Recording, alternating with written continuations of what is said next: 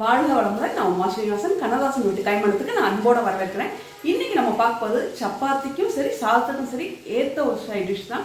இது வந்து அவரைக்காயும் முட்டையும் மிக்ஸ் பண்ணுறது. அது எப்படி பண்ணலாம் பார்க்கலாம். இப்போ நம்ம பண்ண போகிறது அவரைக்காய் முட்டை தொக்கு தான். இது சாதத்துக்கும் நல்லாயிருக்கும், சப்பாத்திக்கும் நல்லாயிருக்கும்.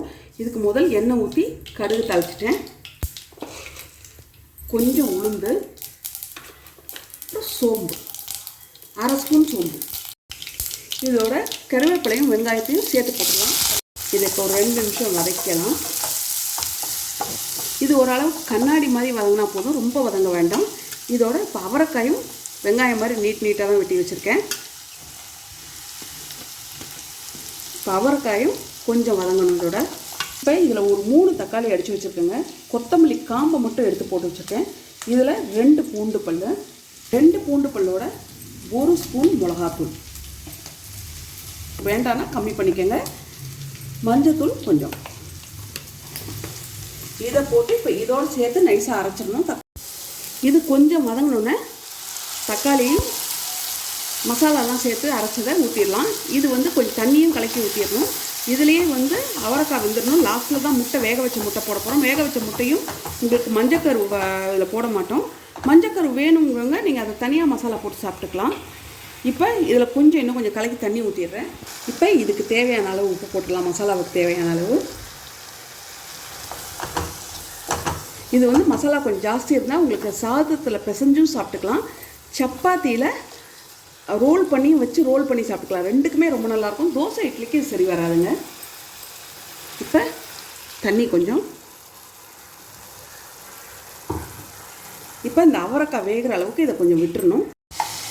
இப்போ அவரைக்காய் நல்லா வெந்துருச்சு. மசாலாவும் பாருங்கள் எப்படி சுருண்டுருக்குன்னு.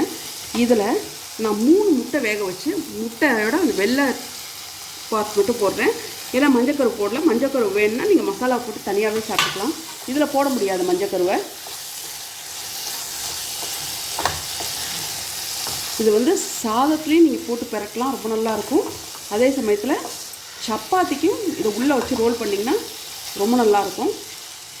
நீங்கள் இதில் அவரைக்காய் வேணாலும் ஜாஸ்தி பண்ணிக்கலாம், முட்டை வேணாலும் ஜாஸ்தி பண்ணிக்கலாம். ஆனால் மசாலா அதுக்கேற்ற மாதிரி இருக்கிற மாதிரி பார்த்துக்கோங்க. தக்காளி வெங்காயம் மசாலா, ஏன்னா வந்து அந்த மசாலா தான் இதில் ருசியே. இது ஒரு மணி நேரத்துக்கு முன்னாடி செஞ்சு வச்சிங்கன்னா மசாலா வந்து நல்ல முட்டை ஊறி போயிருக்கும். இப்போ இது கொஞ்சம் சுருளட்டும். 1 ஸ்பூன் எண்ணெய் ஊற்றி காய வச்சுருக்கேன். இது எதுக்குன்னா வந்து அதில் வந்து நம்ம இஞ்சி பூண்டு வெட்டி போட போகிறோம். அந்த ஃப்ளேவர் ரொம்ப நல்லாயிருக்கும். அந்த சப்பாத்திக்கையும் சாதத்துக்கெலாம் பிசைஞ்ச போடும்போது அங்கங்கே தெரியறது. அப்படி வேண்டான்னு நினச்சிங்கன்னா விட்டுடலாம். நீங்கள் இது பாருங்கள், இஞ்சி கொஞ்சம், எண்ணெய் காயில் இன்னும் இஞ்சி நல்லா பொரியுது. இப்போ பூண்டு, பொடியாக வெட்டி வச்ச பூண்டு. உங்களுக்கு வேண்டாம், இது வாயில் படுறது பிடிக்காதுன்னு நினச்சிங்கன்னா நீங்கள் அதை தாளிக்கும் போது இஞ்சி பூண்டு மசாலா வேணால் கொஞ்சம் போட்டுக்கோங்க.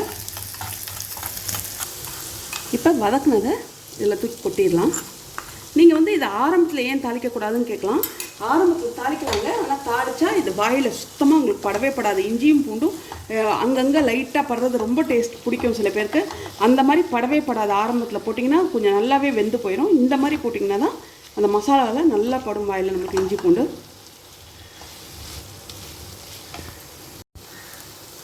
இப்போ இது நல்லா இறக்கிடலாம். இந்த நேரத்தில் கொத்தமல்லி கொஞ்சம் தூவிக்கலாம்.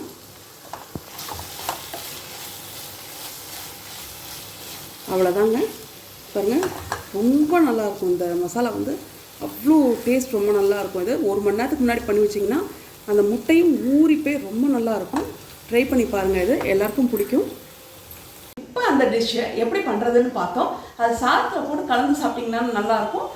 லஞ்ச் பாக்ஸ் கட்டி கொடுத்தீங்கன்னா கூட இதை கலந்தே நீங்கள் கட்டி கொடுத்துடலாம் சாதத்தோட, ரொம்ப நல்லாயிருக்கும். இல்லைன்னா சப்பாத்தியில் ரோல் பண்ணி கொடுத்தமிச்சிங்கன்னா ரொம்ப நல்லாயிருக்கும். ட்ரை பண்ணி பாருங்கள். ட்ரை பண்ணி பார்த்துட்டு எனக்கு கமெண்ட்டில் கட்டாயம் சொல்லுங்கள். வாழ்க வளமுடன்.